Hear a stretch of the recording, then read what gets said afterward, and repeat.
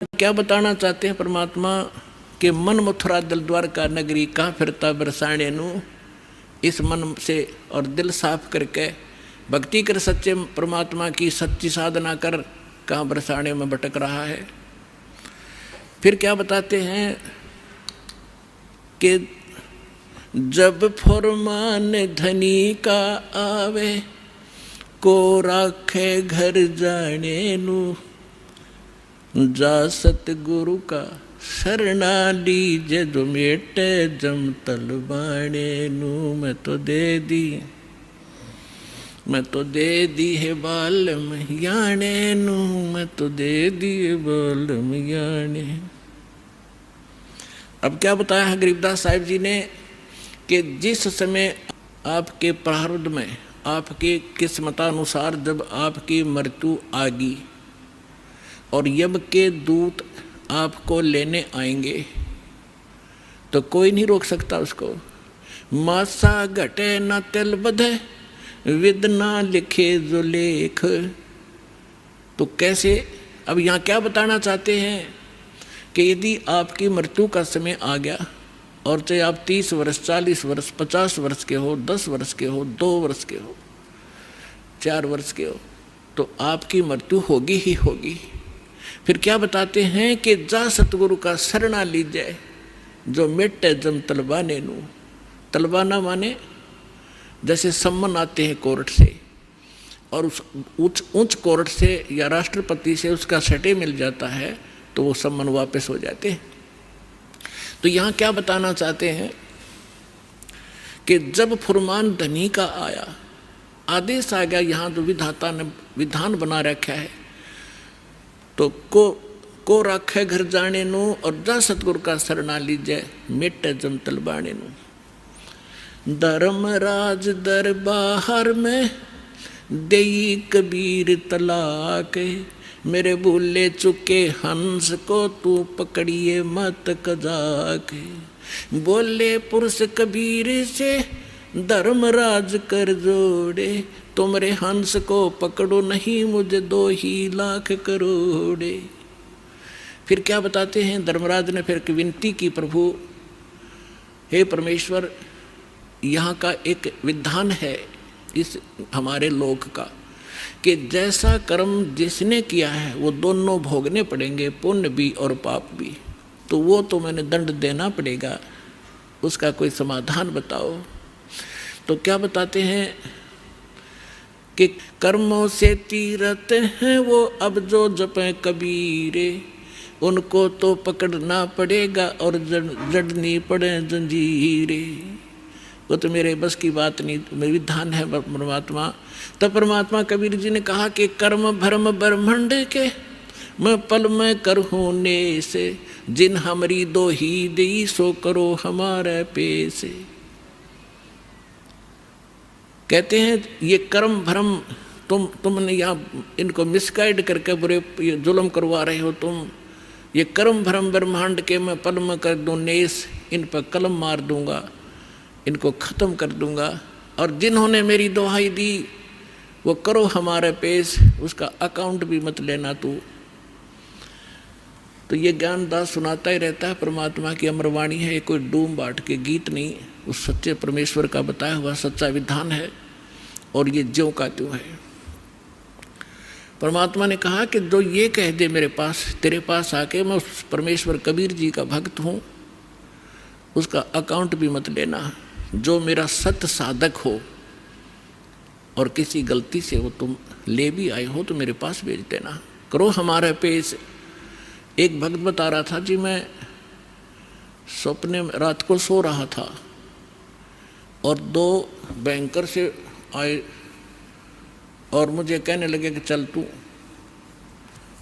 मैं उठ कर चल पड़ा उनके साथ साथ और जब पहुंच गए ना, एक बड़ी सी बिल्डिंग दिखाई दी थी। उसके निकट जाकर मैंने पूछा भी कहाँ ले जा रहे हो तुम मुझे।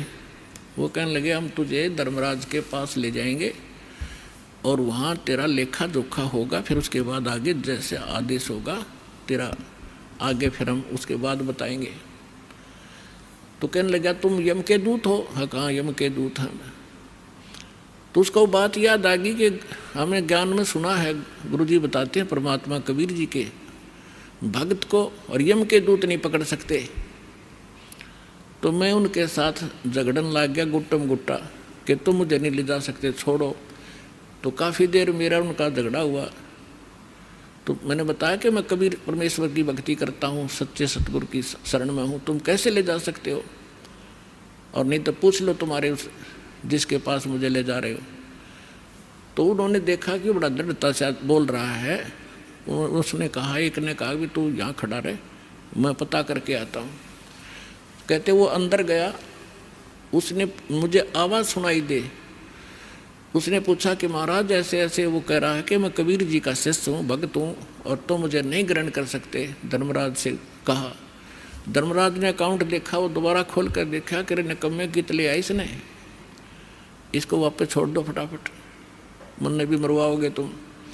तो तभी वापस आया और कहने लगा, अरे छोड़, इसने बला ने ऊपर तो पटक दिया मैं, और न्यू आऊँ जैसे गोते खाता हुआ, झटके लगता हुआ, और एकदम बॉडी में प्रवेश किया।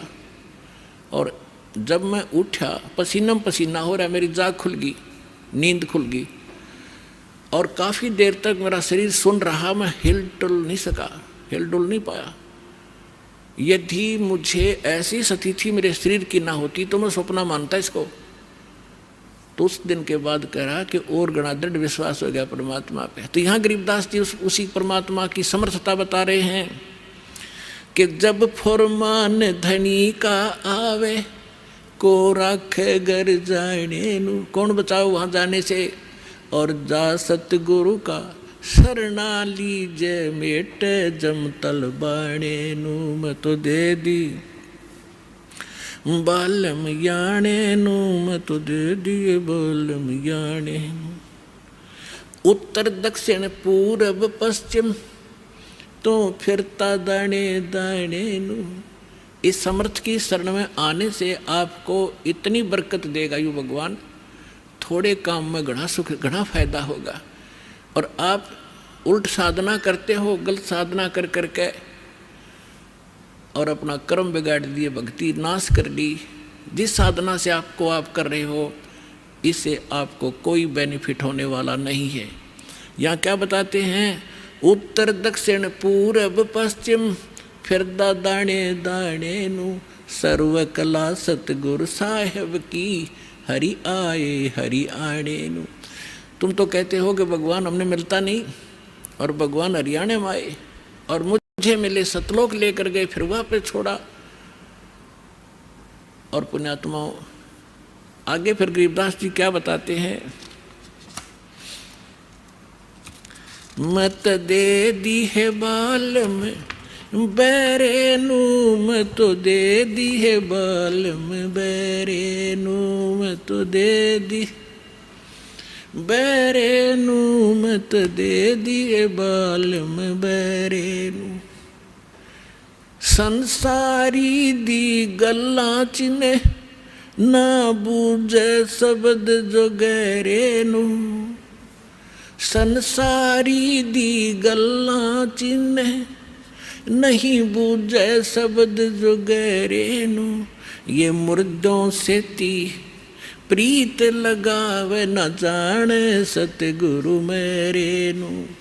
मुर्दों से ती प्रीत लगावे, न जाने सतगुरु मेरे नू। मैं तो दे दी है बालम बैरे नू, मत दे दी है बालम बैरे नू। श्वेत छतर सिर मुकुट बिराजे, देखत ना उस चेहरे नू।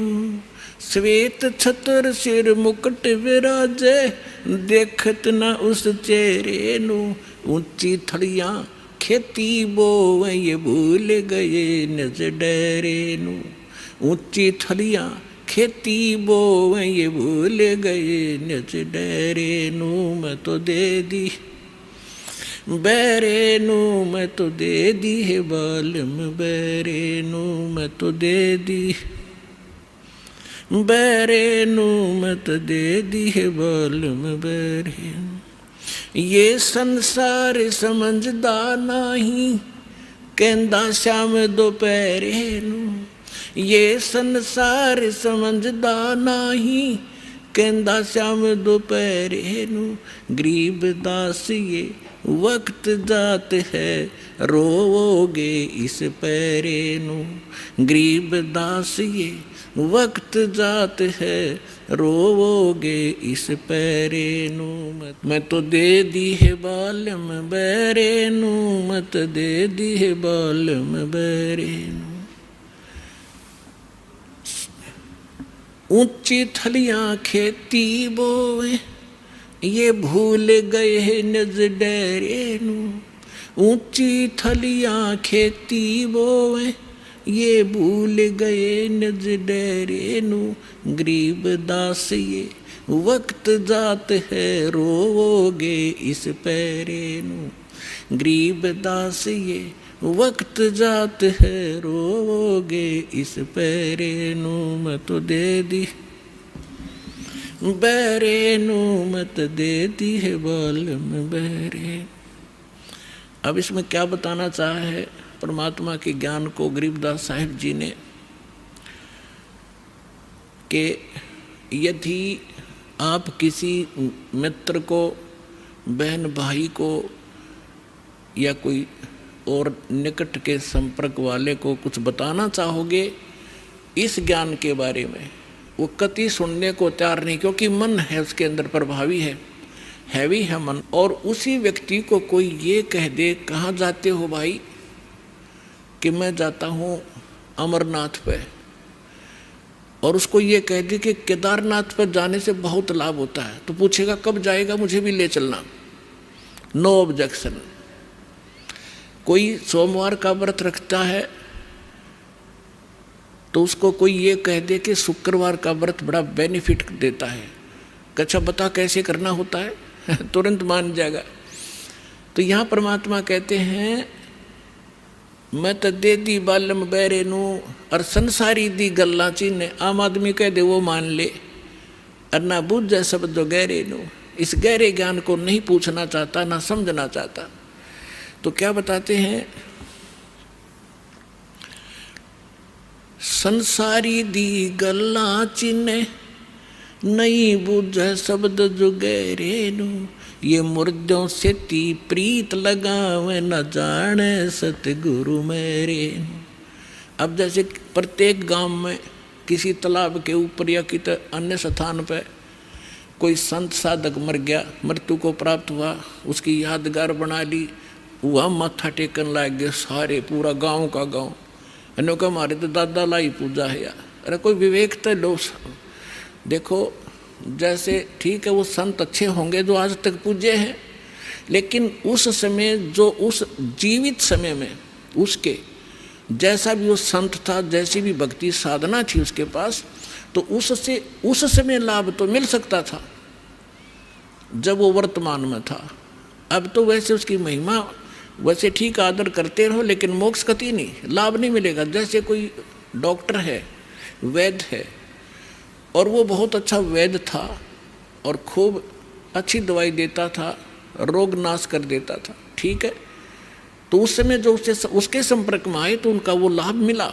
उसकी मृत्यु होगी, मृत्यु के बाद उसकी यादगार बना दी, और वहाँ फिर अब कोई जावे उस वैद्य से ये कहने कि वैद्य जी मेरा मलेरिया हो गया, दवाई बताइयो। वह वैद्य की मूर्ति वह दवा काम नहीं कर सकती जो ओरिजिनल जीवित कराया करता था। तो यह भूल मारा ईब तई लाग रही थी, अब मिटेगी। तो क्या कहते हैं, मुर्दों से ती प्रीत लगावे, ना बूझे शब्द जो गहरे नू। मुर्दों से ती प्रीत लगावे, ना जाने सतगुरु मेरे नू। मैं तो दे दी है बालम बैरे नू, मैं तो दे दी है बालम बैरे नू। फिर क्या बताते हैं, श्वेत छतर सिर मुकुट विराजे। निराकार निराकार का ढोल पीट रखा था। कहते उस सफेद अरस कुर्स पर सफेद गुमट है, जहाँ सतगुरु, जहाँ परमात्मा का डेरा, वहाँ एक बहुत बड़ा सुंदर महल है परमात्मा का, उस बहुत सुंदर गुमज टाइप है। उसके अंदर परमात्मा विराजमान है, सिंहासन के ऊपर सिर पे मुकुट है, और ऊपर श्वेत छत्र परमात्मा के तना हुआ है। श्वेत छत्र सिर मुकुट बिराजे, देखत ना उस चेहरे नू। श्वेत छत्र सिर मुकुट बिराजे, देखत ना उस चेहरे नू। ऊंची थलियां खेती बोवई, भूल गए निज डेरे नू। ऊंची थलियां खेती बोवई, भूल गए निज डेरे नू। अब क्या बताना चाहते हैं कि परमात्मा साकार है, मनुष्य सदृश्य है। सभी सदग्रंथों से दास ने प्रमाणित कर दिया आपके समक्ष। और जिन महापुरुषों ने भगवान मिले, सचखंड लेकर गए अपने निज स्थान पर, फिर उनको वापस छोड़ा, उन्होंने अपनी अमृतवाणी में एफिडेविट दे रखा है कौन है भगवान, कहाँ रहता है, कैसी सूरत है और क्या नाम है उसका। तो इन सभी प्रमाणों से आपको सिद्ध हो जाएगा कि कौन है भगवान और कैसी लीला करता है वो मालिक। तो यहाँ क्या बताते हैं कि आप जी जो साधना कर रहे हो, अन्य देवी देवताओं की, पूर्ण परमात्मा की भक्ति ना करके किसी भी ब्रह्म की, पर सरपुरुष की, अक्षर पुरुष की, ब्रह्मा विष्णु महेश की, या दुर्गा या निरंजन की, तो ये तो ऐसी साधना है जैसे कोई किसान ऊंचे स्थान पर, थली पर, पहले वर्षा पर आधारित थे सभी मानव समाज। और उस समय गरीबदास जी ने भी किसान थे। गरीबदास जी जाट ग्रुप में, जाट जाति से थे, और अपने वहाँ के साथी जो किसान थे उनको भी समझाना था। इसलिए बता रहे हैं कि जो मैं भक्ति बता रहा हूँ जिस भगवान की, उसकी साधना ना करके आप अन्य जो साधना कर रहे हो ऐसी है जैसे ऊंची थलियों पर, ऊंचे स्थानों पर बीज बो दिया, खेती कर ली, और जब थोड़ी बहुत वर्षा हुई तो वो उस थलियों का पानी एक समतल स्थल पर, डहर बोलते थे उसको, डहर, वहाँ आकर इकट्ठा हो जाता था। और उस स्थान को, डहर के अंदर पानी वर्षा भी और आसपास के ऊंचे क्षेत्र का उसी में आ जाता था। और उसमें जब बोई जाती थी फसल, जैसे ऊंची थलियों पर बोई हुई तो वो होती ही नहीं थी, और डहर में बीजा हुआ 1 एकड़ में मनमाने 50 मन कनक हो जाती थी, और ऊंची थलियों पर 2 मन की भी नहीं होती थी मुश्किल से। तो क्या बताते हैं गरीबदास साहिब जी, एक फॉर एग्जाम्पल बता रहे हैं कि तुम ऊंची थलियां खेती बो, भूल गए निज डेरे नू। इस परम पिता परमात्मा सतपुरुष कबीर साहिब की भक्ति ना करके आप अन्य देवी देवताओं की भक्ति करके ऐसी लाभ उठा रहे हो जैसे ऊंची थली पर खेती करने वाले किसान को कोई लाभ नहीं होता। और जो डहर में बीज बोता है, प्रयत्न दोनों एक जैसा ही करते हैं, तो उस डहर वाली यानी उपजाऊ जमीन में और समतल जमीन में घना लाभ होता है। तो ये समझाना चाहते हैं कि जो साधना हम बताते हैं वो तो डहर समझो। अब फिर बताते हैं,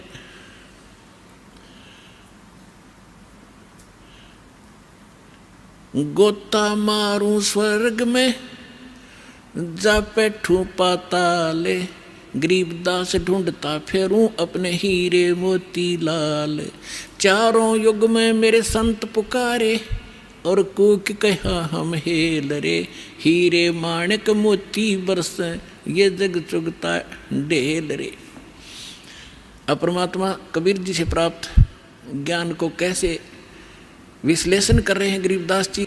कबीर साहब बता रहे हैं कि चारों युगों में मैं आया, अच्छी आत्माओं को मिला, उनको तत्व ज्ञान और यथार्थ स्थान से परिचित करवाया, सतभक्ति से परिचित कराया, और ये चारों युग में संत पुकारे और कूक कहा हम हेल रे, हीरे माणिक मोती बरसे, ये जग चुगता ढेल रे।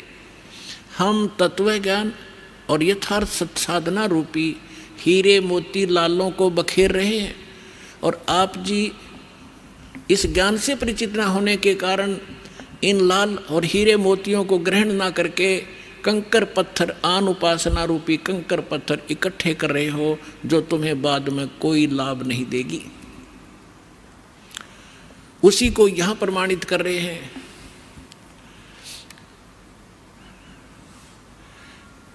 श्वेत छतर सिर मुकुट बिराजे, देखत ना उस चेहरे नू।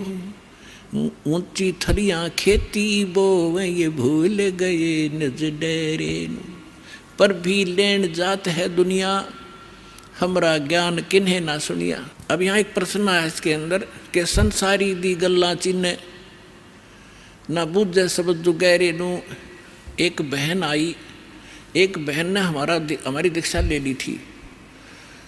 उस बहन की बहन जो है उसका पति शराब बहुत पीता था, और जिस बहन ने यहाँ दीक्षा ली थी उसका भी ऐसी सतीथी थी। उसके पति ने शराब छोड़ दी थी और नाम ले लिया, और एक बिल्कुल स्वर्ग के तुल्य घर हो रहा था।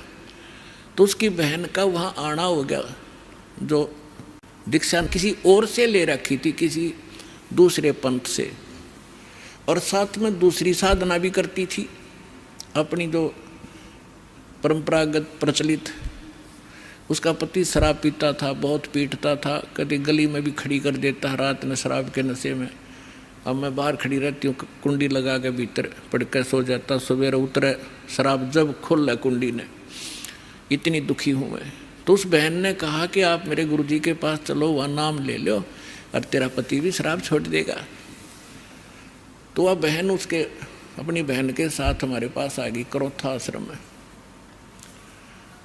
जब थोड़ी सी संगत थी, हम ऐसे बाहर बैठे सारा बैठे रहते थे, सारे 10, 20, 50, 100 भक्त आते थे दिन में मुश्किल से 10, 20।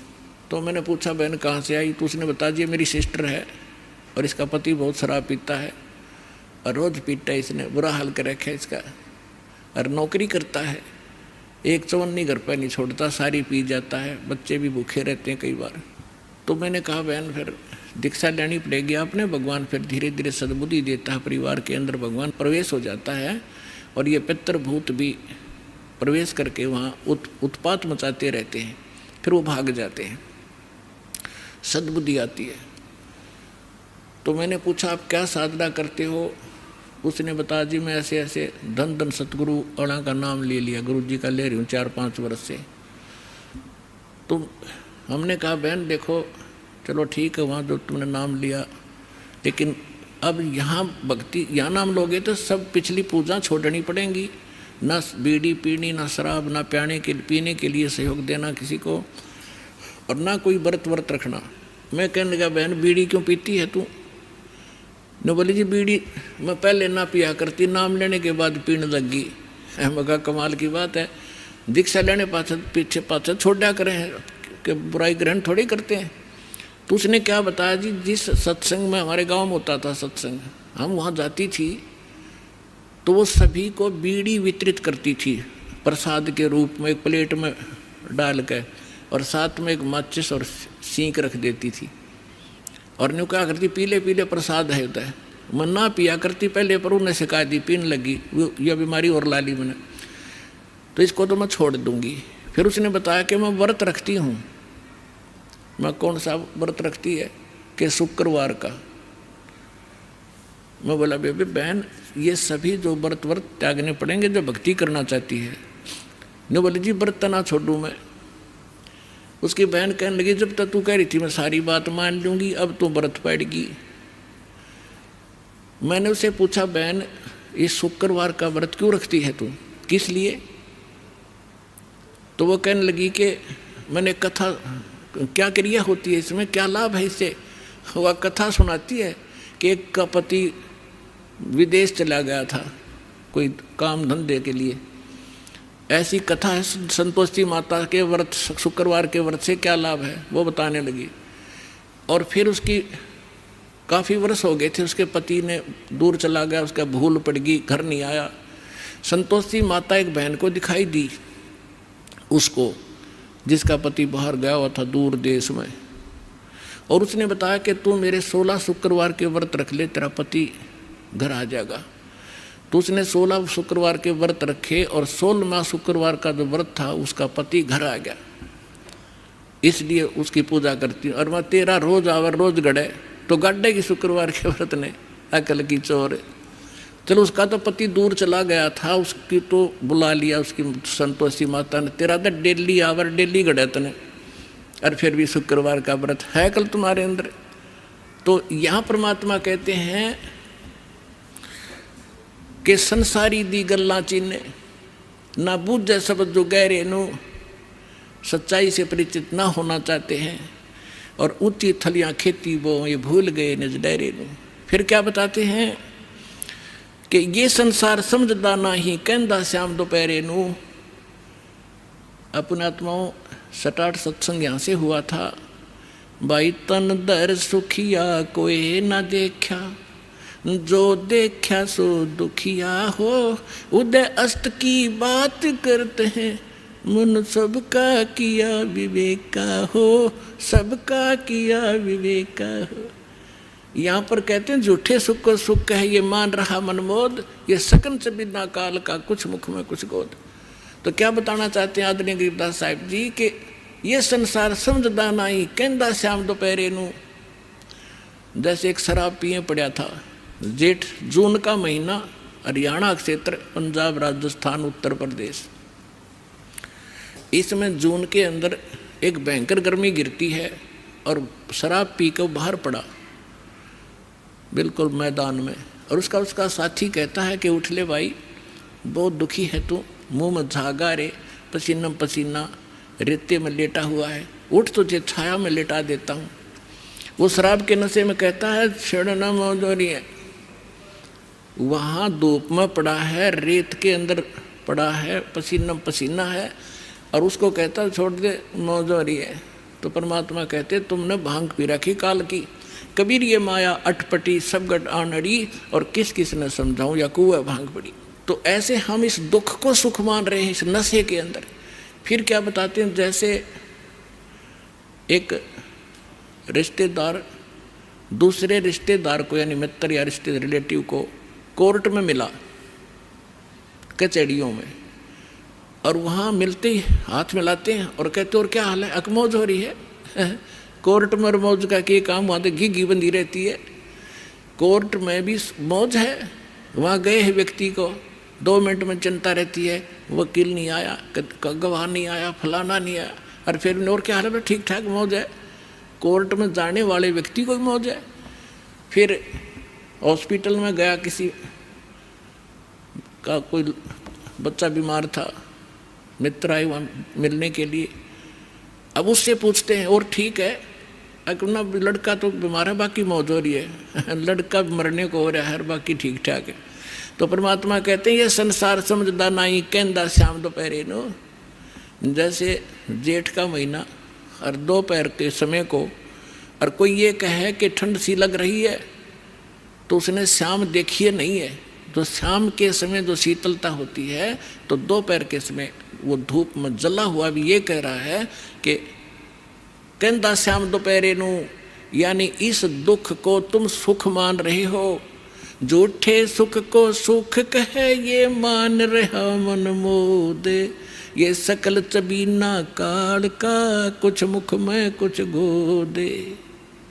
फिर क्या बताते हैं परमात्मा, भाई सुरपति दुखिया भूपति दुखिया, रंग दुखी बपरीती हो, कह कबीर और सब दुखिया, एक संत सुखी मन जीती हो, संत सुखी मन जीती हो। सुरपति देवताओं का राजा इंद्र भी दुखिया, और पूरी पृथ्वी का राजा भी दुखिया, और रंक तो स्वाभाविक दुखी, जो गरीब है वो तो दुखी है ही है। तो परमात्मा ने बताया है, कहे कबीर और सब दुखिया, एक संत सुखी मन जीती हो। यानी परमात्मा की शरण में जो प्राणी आ जाएगा, पूरे सतगुरु की शरण में आने से, उस सच्चे परमात्मा की भक्ति करने से, उसको एक तो ज्ञान ऐसा प्राप्त हो जाता है कि वो संसारिक इन आडंबरों से दूर हो जाता है। उसको ज्ञान ऐसा निर्मल मिल जाता है कि ऐसा निर्मल ज्ञान है ये निर्मल करे शरीर, और ज्ञान मंडलीक है भाई चकवे ज्ञान कबीर।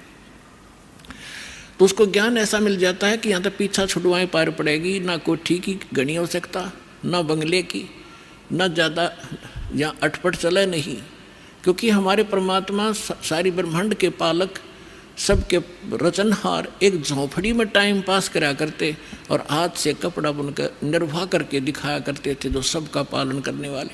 नहीं तो वो एक वचन से एक बहुत बड़ा महल बना सकते थे, उन्होंने ईंट सीमेंट डालने की जरूरत नहीं थी। वो हमें ये बताना चाहते थे, इस गंदे लोक से निकलना चाहते हो तो यहाँ की बकवाद छोड़नी पड़ेगी, केवल यहाँ से जन्म और मृत्यु का छुटकारा चाहिए आपको, तो ये भक्ति कर लीजिए। गीता अध्याय नंबर 7 के श्लोक नंबर 29 में कहा है, गीता ज्ञान दाता कहता है कि जो मेरे ज्ञान को आश्रय कर लेता है और तत्वदर्शी संत की जो खोज कर लेता है, और वो व्यक्ति जो केवल जरा और मरण से छूटने का प्रयत्न कर रहे हैं, वो उस तत्व से परिचित हो चुके हैं और सारे दातम ज्ञान से परिचित हैं और वो सब कर्मों से परिचित है। वही प्राणी जरा और मरण से छूटने का प्रयत्न करते हैं, इस संसार के किसी सुख की वो कामना नहीं करते। तो यहाँ इस आने से आपको ये ज्ञान हो जाएगा और फिर ये समर्थ है।